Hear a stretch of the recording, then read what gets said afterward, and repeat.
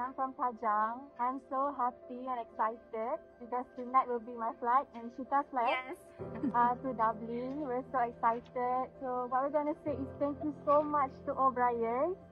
Because they're very helpful and they guide us from the very beginning. Yeah. Sampailah sekarang nak pergi pun, they're like very helpful. Very friendly too. And especially thank you to Auntie Julie and Mamu for being here tonight. We appreciate it so much. Thank you so much. They're like 100% very helpful because they will guide you from the very beginning sampai nak pergi. They're being here around it. It's really nice, really great of them. And to DBS, we cannot wait to further our studies. Studies there. Yes, thank you so much for the best. Okay, thank you very much.